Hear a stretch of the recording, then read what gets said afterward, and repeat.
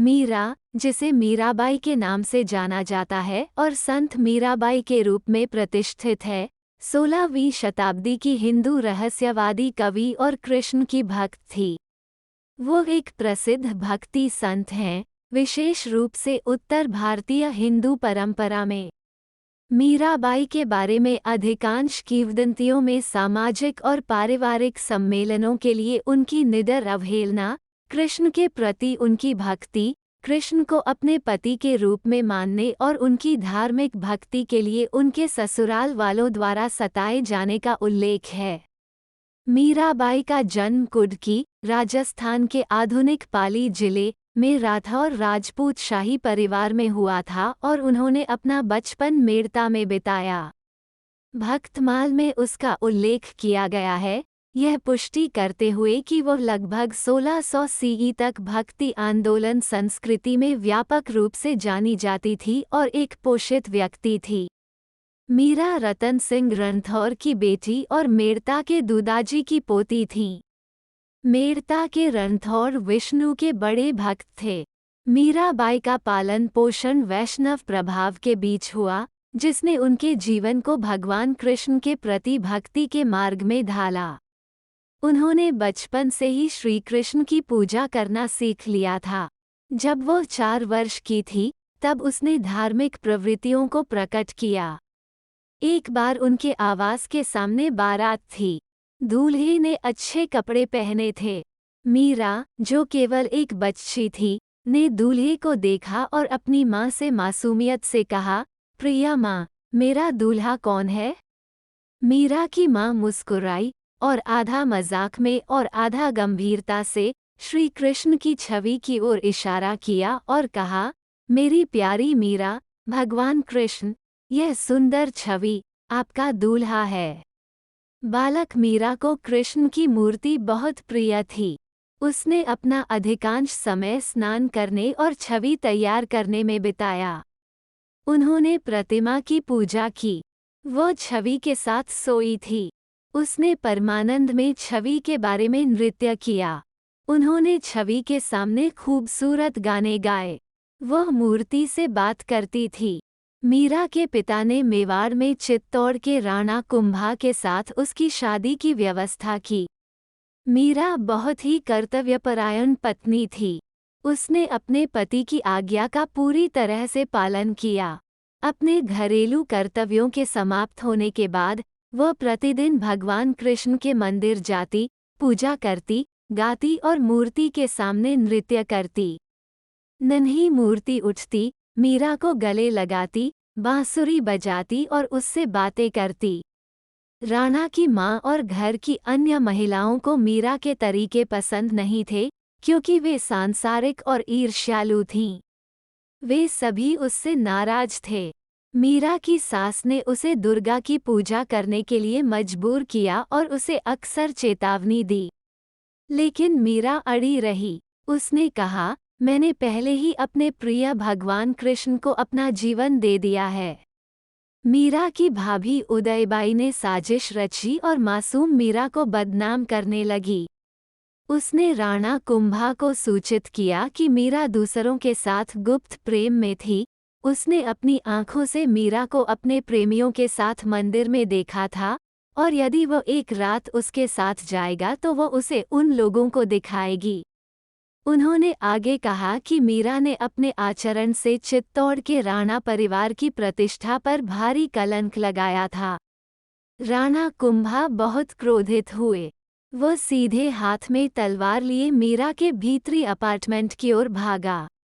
गनीमत रही कि मीरा अपने कमरे में नहीं थी।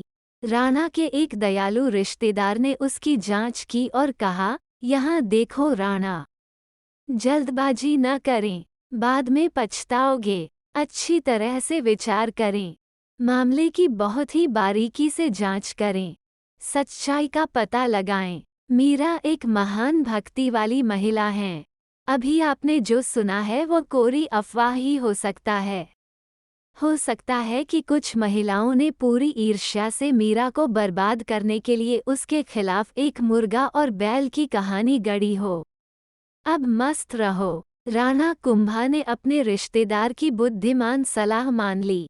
राणा की बहन रात के समय उसे मंदिर ले गई। राणा कुंभा ने दरवाजा तोड़ा, अंदर पहुंचे और मीरा को मूर्ति से बात करते हुए अपने परमानंद के मूड में अकेला पाया। राणा ने मीरा से कहा, मीरा, अब तुम किससे बात कर रही हो? मुझे अपना यह प्रेमी दिखाओ।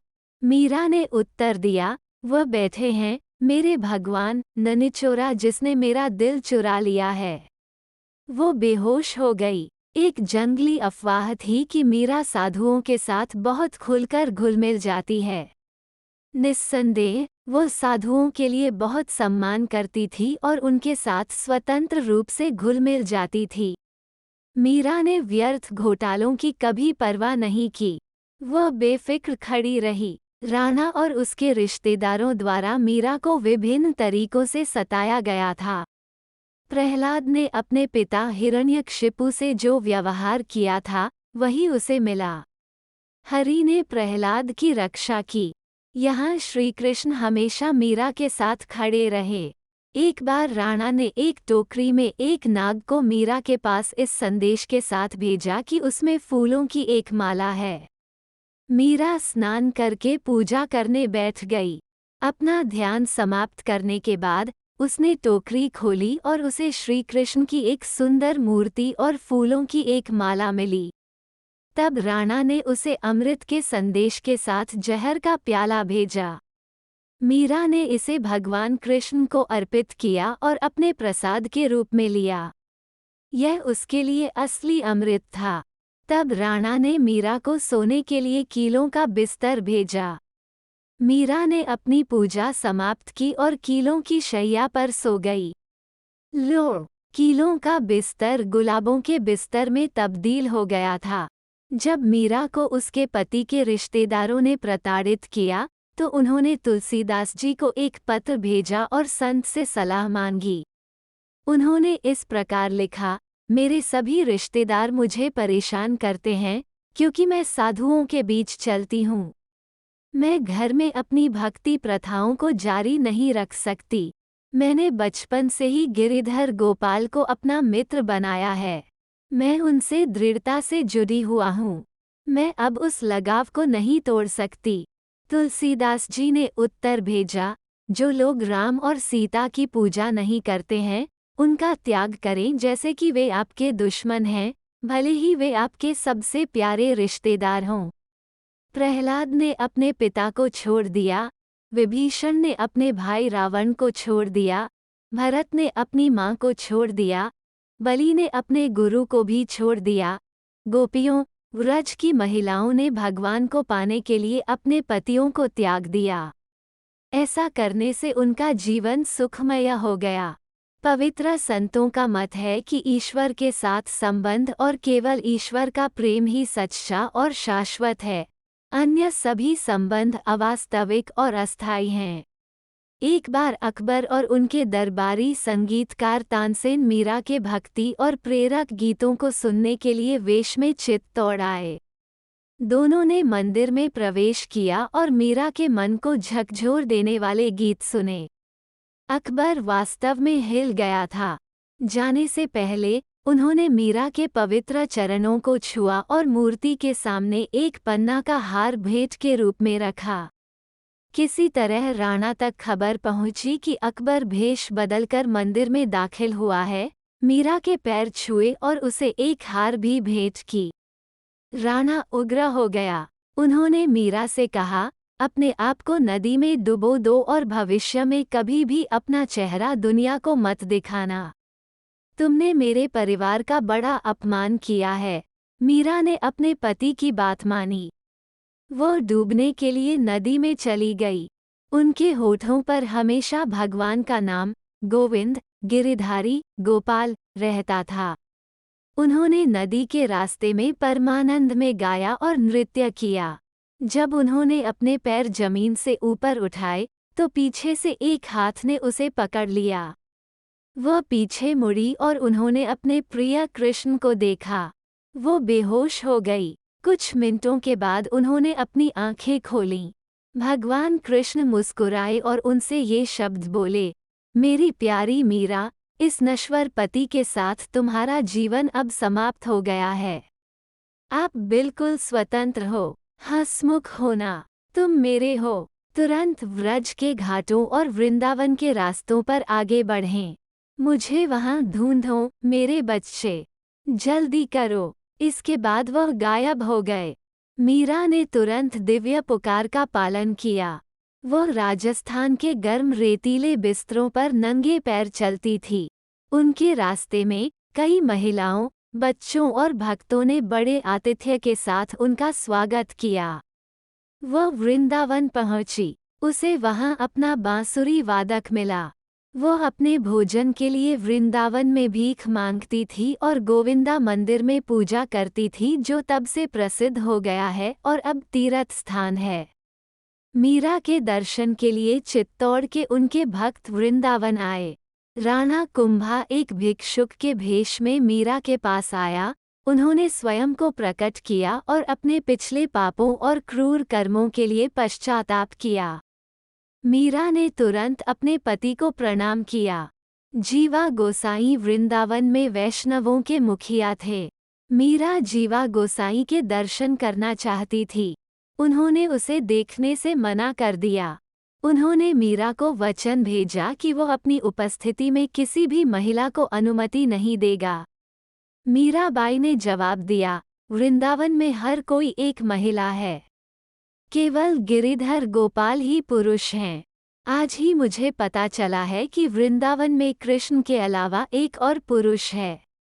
जीवा गोसाई को शर्मसार होना पड़ा। उन्होंने सोचा कि मीरा एक महान भक्ति महिला थी। वो तुरंत मीरा के पास गया और उसे उचित सम्मान दिया। मीरा की कीर्ति दूर दूर तक फैली। कितनी राजकुमारियां और रानियां आईं और चली गईं। कितनी ही रानियां, कुमारियां और महारानी इस संसार के मंच पर प्रकट हुई हैं और लुप्त हो गई हैं। ऐसा कैसे है कि अकेले चित्तौड़ की रानी को आज भी याद किया जाता है? क्या यह उसकी सुंदरता के कारण है? क्या यह उनके काव्य कौशल के कारण है? नहीं, यह उसके त्याग, भगवान कृष्ण के प्रति एकतरफा भक्ति और ईश्वर प्राप्ति के कारण है। वह कृष्ण के साथ आमने सामने आ गई। उन्होंने कृष्ण से बातचीत की। उन्होंने कृष्ण के साथ खाया, उसकी प्यारी। उन्होंने कृष्ण प्रेम रस पिया। उन्होंने अपने दिल के मूल से अपनी आत्मा का संगीत, अपने प्रिय का संगीत, अपने अद्वितीय आध्यात्मिक अनुभव गाए हैं। और उन्होंने समर्पण और प्रेम के गीत गाए हैं। मीरा के पास सुंदर ब्रह्मांडीय दृष्टि थी। उन्होंने कृष्ण को वृक्ष में, पत्थर में, लता में, फूल में, पक्षी में, सभी प्राणियों में देखा। जब तक कृष्ण का नाम है, मीरा का भी नाम रहेगा। इस अद्भुत व्यक्तित्व मीरा एक संत, एक दार्शनिक, एक कवि और एक ऋषि के समानांतर खोजना बेहद मुश्किल है। वे बहुमुखी प्रतिभा की धनी और उदार आत्मा थीं। असाधारण सुंदरता और चमत्कार के साथ उनके जीवन में एक विलक्षण आकर्षण है।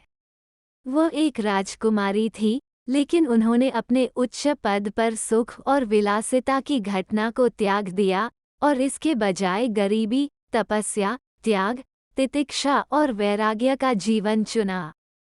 यद्यपि वो एक नाजुक युवती थी, उन्होंने विभिन्न कठिनाइयों के बीच आध्यात्मिक पथ पर खतरनाक यात्रा में प्रवेश किया। उन्होंने अदम्य साहस और निडरता के साथ विभिन्न परीक्षाओं का सामना किया। वो अपने संकल्प पर अड़ी रही। उसकी एक विशाल इच्छा थी। मीरा की मृत्यु। मान्यता यह भी है कि मीरा के मन में श्री कृष्ण के प्रति जो प्रेम की भावना थी, वो जन्म जन्मांतर का प्रेम था। ऐसी मान्यता है कि मीरा पूर्व जन्म में राधा थीं, और कई लोगों का कहना है कि वृंदावन की गोपिका थीं। उन दिनों वह राधा की प्रमुख सहेली थी और मन ही मन भगवान श्री कृष्ण से प्रेम करती थीं। बाद में राधा की इस सहेली का विवाह एक गोप से कर दिया गया। उनकी सास को जब इस बात का पता चला तो उन्हें घर में बंद कर दिया। कृष्ण से मिलने की तड़प में मीरा ने प्राण त्याग दिए और बाद में मीरा के रूप में मेड़ता के राज के यहाँ जन्म लिया। मृत्यु स्थान के बारे में सभी की राय लगभग एक ही है। मीरा ने अपना आखिरी वक्त द्वारिका में बिताया और वहां वो रणछोड़ के मंदिर में भगवान कृष्ण की छवि में लीन हो गई। प्रिय दर्शकों, हम चाहते हैं कि आपका समर्थन हमारे चैनल को आगे बढ़ाए। आपके सहयोग के बिना हम कुछ भी नहीं हैं। कृपया लाइक, सब्सक्राइब, शेयर और कमेंट ज़रूर करें। हम आपके आभारी हैं। बहुत बहुत धन्यवाद।